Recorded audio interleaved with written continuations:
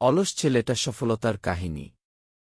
একটি ছোট্ট গ্রামে রাজু নামে এক ছেলেকে সবাই অলস বলে ডাকত। রাজুর কোনো কাজ করার ইচ্ছা ছিল না।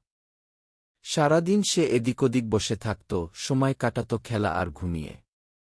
পড়াশোনার দিকেও তার মনোযোগ ছিল না। গ্রামবাসীরা তাকে নিয়ে প্রায়ই মজা করত, কারণ তারা ভাবত রাজু জীবনে কিছুই করতে পারবে না। একদিন রাজুর বাবা তার কাছে এসে বললেন, রাজু, জীবনটা এমনভাবে কাটালে তুমি কেবল সময় নষ্ট করবে। সফলতা অর্জন করতে হলে কিছু একটা করতে হবে। কোনো একদিন যদি সময় নষ্টের জন্য আফসোস করো, তখন আর কিছু করার থাকবে না। রাজু বাবার কথা শুনে মনে মনে ভাবল, কিন্তু কিছুই করল না। সুযোগের দিন। একদিন গ্রামের এক বৃদ্ধ লোক রাজুর কাছে এসে বললেন, তোমার হাতে অনেক সময় আছে, কিন্তু তা কাজে লাগাচ্ছ না। আমার কাছে একটি পুরনো বই আছে। এটি পড়লে তোমার জীবনের মানে বুঝতে পারবে। রাজু অলস মন নিয়েই বইটি পড়তে শুরু করল। বইটি ছিল আত্ম-উন্নয়ন আর ধৈর্য নিয়ে লেখা। ধীরে ধীরে রাজু বইটির প্রতি আকৃষ্ট হয়ে গেল।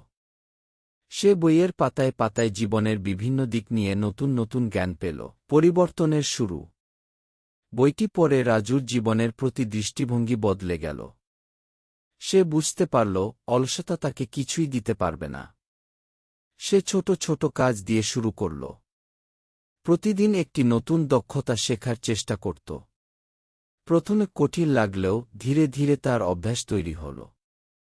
রাজু তার শখের দিকে মনোযোগ দিল, ডিজাইনিং। সে ইউটিউব আর অনলাইন কোর্স থেকে ডিজাইন শেখা শুরু করল। কয়েক মাসের মধ্যেই তার কাজের মান অনেক ভালো হয়ে উঠল। সফলতার পথে। একসময় রাজু নিজের একটি ডিজাইনিং ব্যবসা শুরু করল।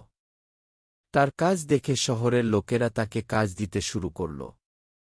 গ্রামের লোকেরা, যারা একসময় তাকে নিয়ে হাসত, এখন তার প্রশংসা করত।